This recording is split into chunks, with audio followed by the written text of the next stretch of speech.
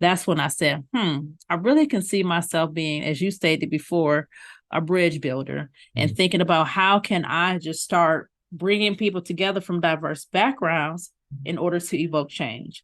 A lot of times is exposure is the ongoing issue that people tend to have. People say, hey, Black people are this way or white people are that way. And it's because people have limited exposure. And if you take the time and have people have conversations over a dinner, they find out that they have more in common than they did before.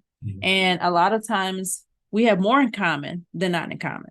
And when we think about DNA, we share about 99.9% of the same DNA. We just look different just for survival. Like, for example, when we think about the first woman or man being discovered in Africa, and how when we think about, white people being as fair as they are, it's only for survival. We look different for survival. And I say that all the time is because a lot of times people say, oh, that race is something that exists when it doesn't. It's a social construct. It's used in order to divide and conquer people.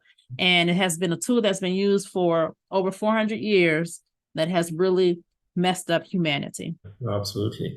And so looking at now obviously the solutions, would it be fair to say that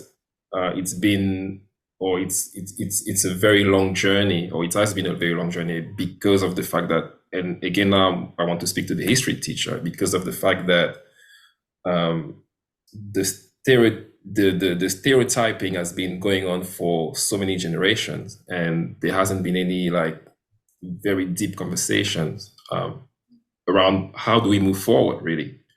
And we haven't taken time to deal with our past. And because you haven't taken time to deal with our past, then it's very difficult to move forward. I mean, do you have any comments on that?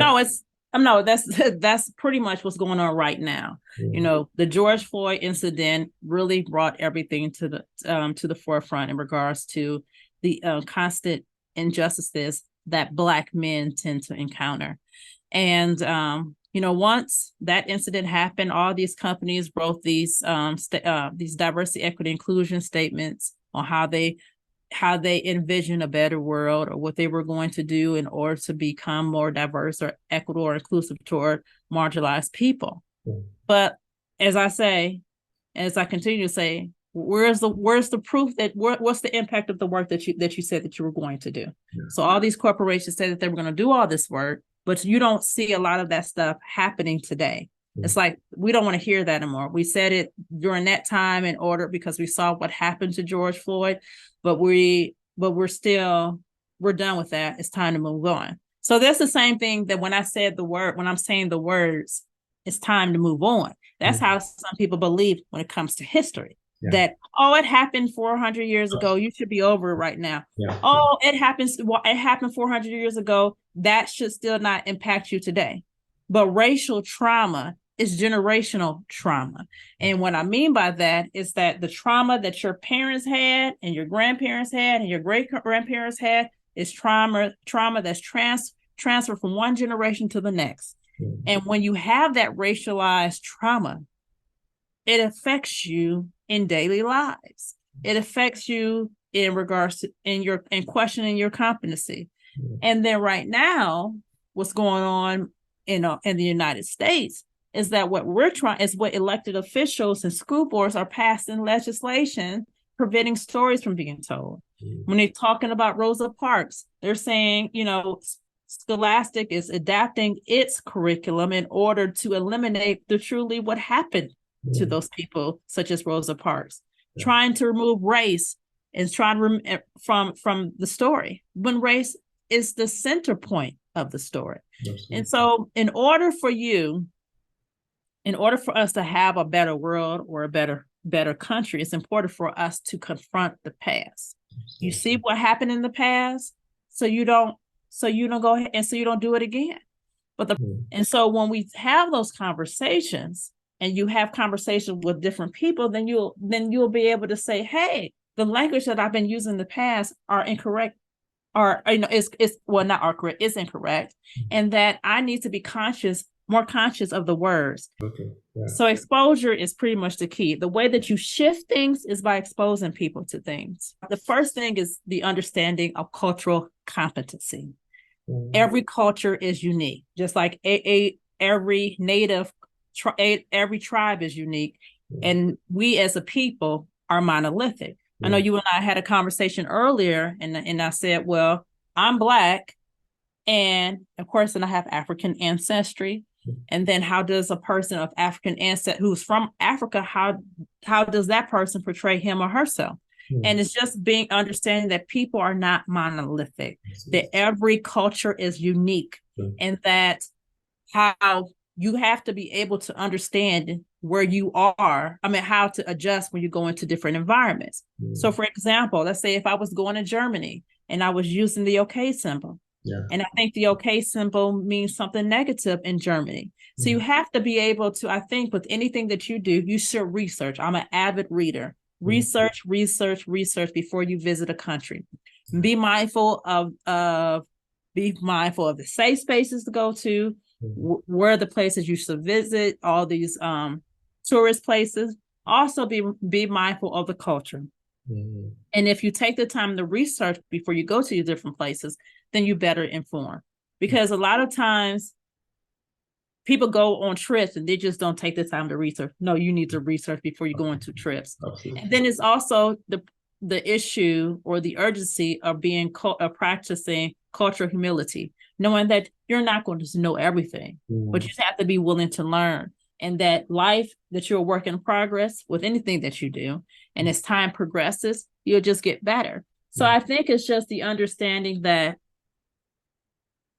to be willing to learn from one another, expose yourself to different cultures, expose yourself to different foods, go to different events. Like this year, this has been Juneteenth has been something that we've been promoting in the United States, when it's something that has not been celebrated on a federal level.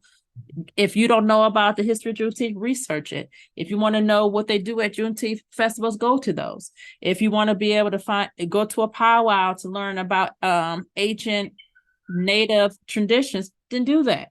So the biggest thing is the exposure, researching, be willing to learn, be willing to ask questions.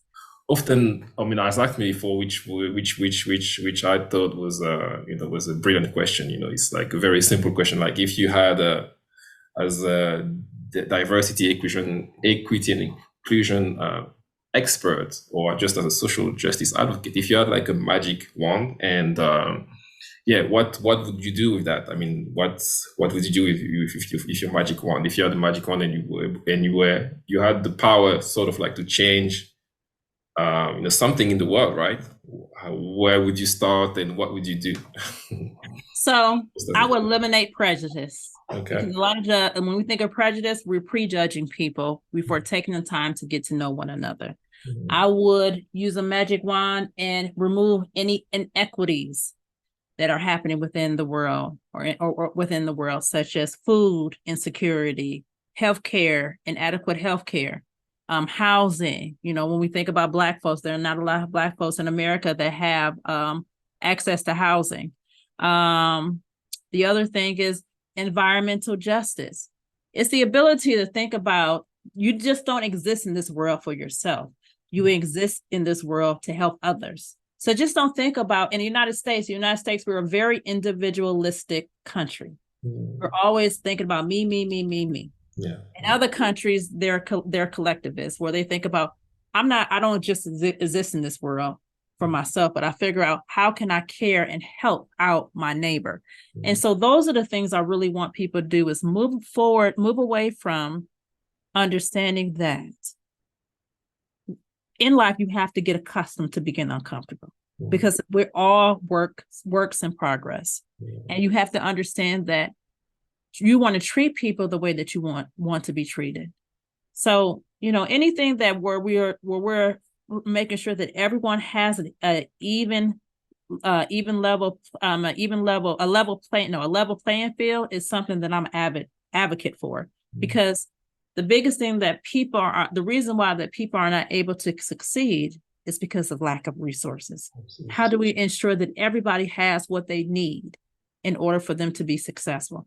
That is something that I'm always a proponent of and something that I believe in, because a lot of times people are not able to reach their truest potential because they don't have what they need. And so those are some of the things that I really take in consideration of if I had a magic wand.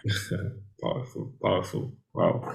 Well, thank you so much. That was an eye opener, and like I said, a fascinating conversation to have with you. You're welcome to come back to our podcast, to our platform anytime to kind of like share your insight as a teacher and as a DI expert. Ladies and gentlemen, this was Charesha Barett, and she's our champion of the week. Thank you so much, Charesha, for stopping by and just enlightening us with your perspective and your viewpoint about this issue. Check the full episode soon out on Spotify.